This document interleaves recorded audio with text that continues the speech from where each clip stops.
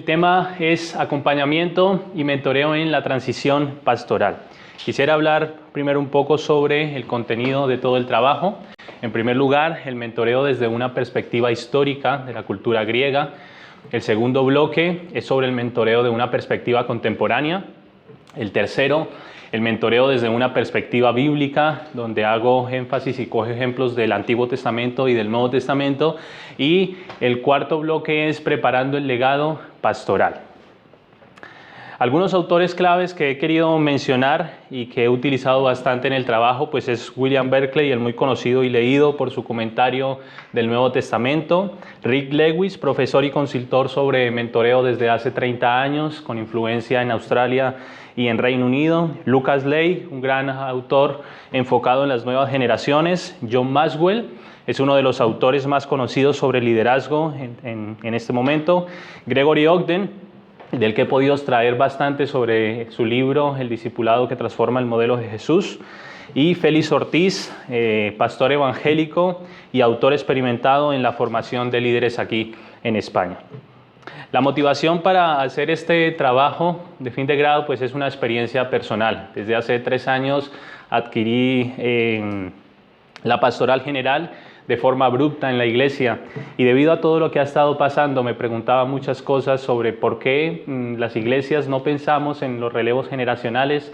Quise investigar qué tanta influencia hay sobre esto, qué tantas iglesias lo practican, pero veo que, como decía don Iral al principio, es algo que dejamos y nos olvidamos de ello. Por eso, por esta experiencia personal es que decidí escribir e investigar sobre el trabajo.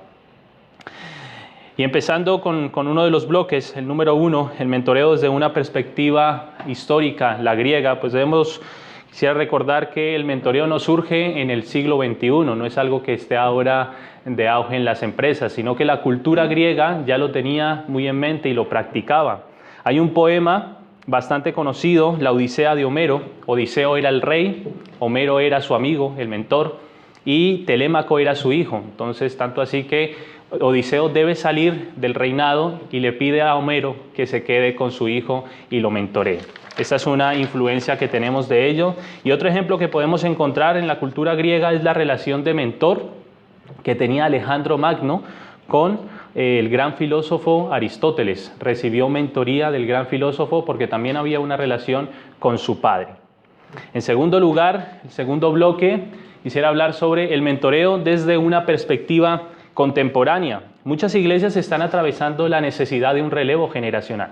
Y hay muchos pastores, incluso aquí en España, que están muy ancianos, que necesitan pasar su legado, necesitan ya dejar pasar a la nueva generación, pero también para eso debemos enfocarnos y saber cómo se hace y cómo lo está haciendo también el área empresarial, porque nos llevan años luz a las iglesias en este tema de mentoreo.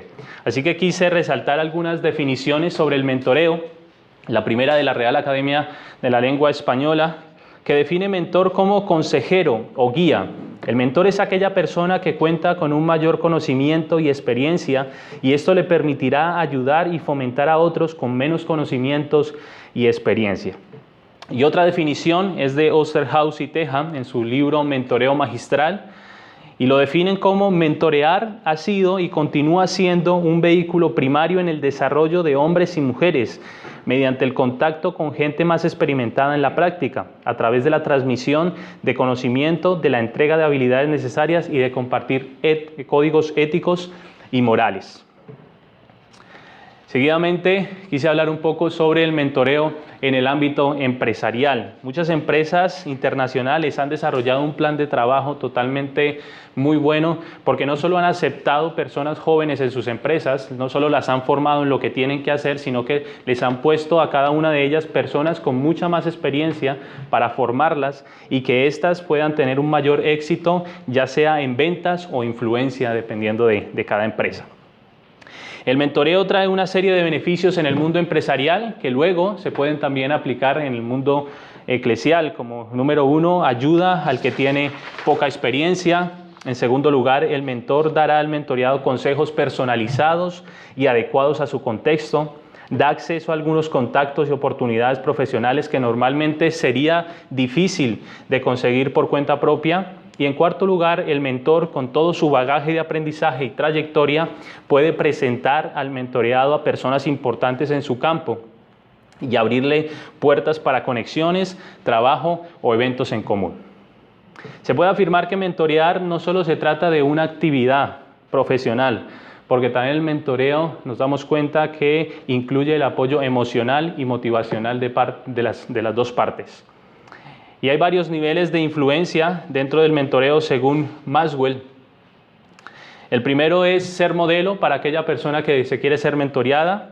Número 2, la motivación. Después de ser considerado un modelo, podrá ejercer influencia motivando la vida de la persona, y esto ayudará a construir un puente entre el mentor y la persona mentoreada. En tercer lugar, tras superar los dos primeros niveles de influencia, pasaríamos directamente al ejercicio de mentor y mentoreado, una relación más profunda donde la persona con más experiencia transmitirá su conocimiento y beneficiará a la otra persona. Y por último, la multiplicación. La persona no solo se quedará con lo que haya recibido de su mentor, sino que lo aplicará en su contexto y se dedicará a mentorear a otros. Mentorear no es un curso que se pueda dar en una serie de clases determinadas. El mentoreo es un proceso de ir paso a paso con la persona. Y Rick Lewis afirma lo siguiente, dice que es vital que el mentoreo no sea encasillado como una habilidad especializada de una élite con dones altamente especiales, sino que sea promovido para el uso general, una herramienta reproducible colocada en las manos de cada seguidor de Cristo, porque a veces parece que solo quieren mentorear a aquellos que van a la pastoral, pero el mentoreo va más allá de solo personas que van hacia el área de la pastoral, sino todo seguidor de Cristo debería ser mentoreado. Por eso queremos ver el siguiente punto del trabajo, el fundamento bíblico en la práctica del mentoreo. El mentoreo desde una perspectiva bíblica.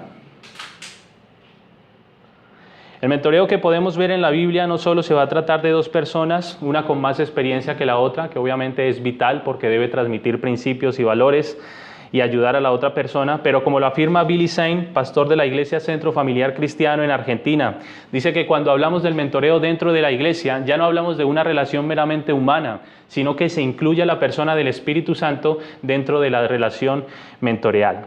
Y hay dos definiciones que he querido resaltar, una de Félix Ortiz y otra de Rick Lewis, basadas en el mentoreo cristiano. Félix Ortiz dice que el trabajo que ejerce el mentor es el proceso de ayudar al joven para que Cristo sea formado en su vida y llegue a ser un agente de restauración, reconciliación, un constructor del reino de Dios. Y esta definición apunta a la verdadera meta que tenemos como hijos de Dios, ya que nuestra encomienda es parecernos más a Jesús. De esa manera seremos útiles en sus manos y podremos hacer parte de la misión restauradora del Evangelio. Y luego Lewis aporta que dentro de relaciones únicas, intencionales y fortalecedoras, el mentoreo cristiano identifica y promueve la obra del Espíritu de Dios en la vida de otras personas, ayudándolas a acceder a los recursos de Dios para su crecimiento y fortaleza en espiritualidad, carácter y ministerio. El mentor es una ficha clave en la vida de la persona mentoreada, pero la transformación no va de parte del mentor, la transformación va por parte del Espíritu Santo. Algunos ejemplos que he querido destacar del Antiguo Testamento son esto. En primer lugar, el mentoreo que recibió Moisés de su suegro Jetro. La Biblia no nos narra en profundidad la relación que llegaron a tener Moisés y su suegro, pero sí nos damos cuenta de la relación de mentoreo por el capítulo 18 y todo lo que encontramos en él. Durante los primeros 40 años debemos recordar que Moisés fue formado e instruido en la sabiduría, en la ciencia de Egipto, pero tras pasar esos 40 años tuvo que salir huyendo y fue allí en los otros 40 años de su vida donde fue expuesto a otro tipo de aprendizajes, a otro tipo de liderazgo. Su suegro lo capacitó como sacerdote, como pastor, lo expuso a experiencias de pastoreo y de campo y a desenvolverse en medio de lo que estaba viviendo. El mentoreo que recibió Josué de Moisés. Y como antes había mencionado de las influencias del liderazgo que representa las que habla John Maxwell, pues la última era la multiplicación y eso fue lo que pasó entre Moisés y Josué. No solo se quedó el mentoreo en Moisés, sino que decidió multiplicar e influenciar en la vida del joven Josué. Debemos resaltar que Moisés no esperó llegar a los últimos días de su vida para pasar el testigo al siguiente líder, sino que tiempo atrás ya había elegido al joven Josué para pasarle el testigo y que dirigiera él al pueblo. Moisés fue un líder que amaba a su gente y lo que deseaba era que ellos no se quedaran como ovejas sin pastor cuando él muriera o no estuviera. Su trabajo con Josué fue incansable y concienzudo. Dentro del Pentateuco podemos encontrarnos con muchos relatos, muchas citas donde se ve claramente este proceso de mentoreo que tuvo Moisés con el joven Josué. Otro ejemplo muy claro es el mentoreo que recibió Samuel de Elí. Su madre desde muy temprana edad lo lleva al tabernáculo, lo entrega para el servicio de Dios y es Elí quien toma ese papel de mentor, quien empieza a formarlo y por medio de la historia podemos darnos cuenta que hubo fruto, que Samuel terminó siendo un juez, terminó siendo un profeta, que terminó siendo influencia para los reyes, para Saúl, para David, como mentor también. Pero es triste porque Elí en ese momento se le olvidó el relevo generacional, su propio relevo generacional, sus hijos. Se enfocó mucho en lo otro y se olvidó de los suyos. Y tristemente debemos hablar de esta historia porque la Biblia no nos la oculta. Se vuelve a repetir el mismo patrón que tuvo Elí con Samuel. También se enfocó en los reyes, se enfocó en todo el pueblo, pero se olvidó del relevo generacional, sus propios hijos. Y luego el mentoreo que recibió Eliseo de Elías. Elías no solo formó a Eliseo en la teoría, sino que también lo formó en la práctica, reconociendo que el poder provenía del Espíritu de Dios y que era Él quien lo acompañaría y lo usaría a lo largo de todo su ministerio. No el poder de Elías, sino el Espíritu de Dios. Seguidamente nos encontramos, y quisiera destacar estos 3 ejemplos del Nuevo Testamento. El primero, obviamente, el mejor de ellos, Jesús como mentor. Aún en los tiempos de Jesús no era algo normal hablar sobre el mentoreo, pero vemos que las escuelas rabínicas ya lo practicaban, ya hacían mentoreo entre ellos. Y es por eso que luego sus discípulos lo consideran como un rabí, como un maestro, como un modelo a seguir. No solo porque les daba teoría, sino porque aplicaba y los llevaba a la práctica, les enseñaba. Es necesario destacar que dentro de la cultura no era normal lo que hizo Jesús. Por lo general era el discípulo quien debía escoger a su maestro. Pero en este caso fue al revés.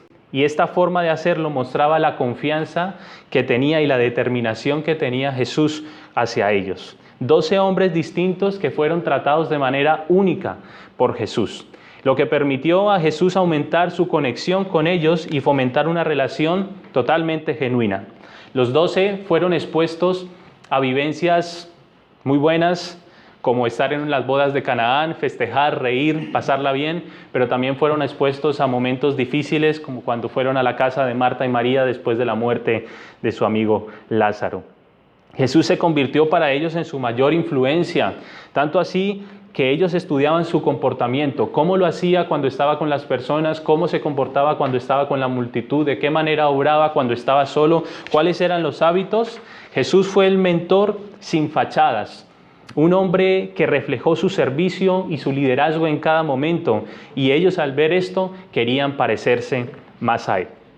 Otro ejemplo que podemos ver es Bernabé como mentor para Pablo y Juan Marcos. Hechos capítulo 9 es un capítulo crucial en la vida de Pablo, ya que aquel fariseo perseguidor de la iglesia, aquel hombre que estaba en contra de la predicación de Jesús, tiene un encuentro con Jesús y su vida da un giro de 180 grados. Y dice ahí que toma otro rumbo distinto al que estaba llevando. Entonces, en ese mismo capítulo podemos encontrarnos que Bernabé es el que cree en Pablo, en el que cree en el cambio que estaba dando. Había hermanos en Jerusalén que no creían en esa conversión, pensaban que solo era algo para seguir persiguiendo a la iglesia. Es importante destacar que Bernabé no es una de las figuras más importantes dentro del Nuevo Testamento como lo es Pablo, pero sí vemos la influencia que tuvo en él para que Pablo llegase a ser una de las mayores influencias en el Nuevo Testamento. Lo vemos por primera vez en el capítulo 4 de Hechos y perdemos su rastro, el rastro de Bernabé, en el capítulo 15. Pero su tarea como mentor sí es clara, ya que no solo lo hizo con Pablo, sino también con su sobrino Juan Marcos. Y por último, quisiera hablar de Pablo como mentor de Timoteo. Pablo, en el primer viaje misionero que había realizado con Bernabé, pasa por la ciudad de donde estaba Timoteo, y es en su segundo viaje, cuando lo acompaña Silas, que lo llama y le dice: ven, que vas a estar conmigo, lo va a exponer a muchas vivencias, le va a dar responsabilidades como llevar las cartas a las diferentes iglesias. Y por último, una de las responsabilidades más grandes que recibe Timoteo es la de pastorear Éfeso. Así que en ese momento ya Pablo se había dado cuenta de que debía soltar a Timoteo para que se aplicara esa multiplicación, porque ya había dado frutos el mentoreo. Y quisiera cerrar con preparando el legado pastoral, y para preparar el legado pastoral necesitamos de 3 cosas. Los cambios no son fáciles, pero debemos entender que si nos quedamos en nuestra zona de confort, estaremos seguros de perder la oportunidad de influir en la próxima generación. Mientras si nos adaptamos al cambio, estaremos expuestos a nuevas oportunidades de impactarla para la eternidad. Y hablaba de estos 3 puntos. Mentorear hace parte del cambio. Mentorear hace parte del relevo generacional. Hoy podemos conocer a muchos pastores y líderes de iglesia reconocidos, usados por Dios, y siguen haciéndolo, pero parece que algunos solo se han enfocado en el ministerio presente y se han olvidado del relevo generacional. Billy Sunday dice: la nueva generación de ministros necesita líderes desinteresados, que no estén buscando ganar un nombre o una posición, sino más bien estén deseosos de transmitir su experiencia y entendimiento a otros, simplemente por amor a ellos y a la obra de Dios. Mentorear es un arte imprescindible dentro de la pastoral. Algunos pastores que actualmente ejercen su ministerio, pero nunca tuvieron un mentor que les apoyase en todo su proceso, hoy tienen la oportunidad de cambiar la historia, de que la cosa no se siga repitiendo, de que aquellos patrones o aquellas vivencias malas que tuvieron, pues las puedan quizás aflojar un poco para la nueva generación y que le den de su experiencia. Intenté realizar una encuesta, no he podido añadirla por el tema de la imagen, pero hacía estas 2 preguntas, y solo alcancé a 14 personas y en la otra a 12 personas, pero fue suficiente para darme cuenta que el mentoreo no es algo que se está efectuando dentro de las iglesias. Contestaron 14 personas: ¿ha sido mentoreado alguna vez para el ministerio que llevas a cabo? 9 personas de ellas contestaron que sí y 5 que no. ¿Mentoreas a alguien actualmente para el ministerio? De aquellas 14 que habían contestado, y 10 de ellas decían que no mentorean a nadie, solo 2 lo hacen. Y quisiera terminar con esto, la conclusión, y es que el mentoreo es una práctica humana desde la antigüedad para preservar un legado y asegurar la estabilidad de una sociedad, como lo veíamos en la cultura griega. El mentoreo es un recurso reconocido y valorado en el mundo empresarial de hoy, ya que la futura prosperidad de un negocio está vinculada al bienestar global de los responsables que lo dirigen y cuidan.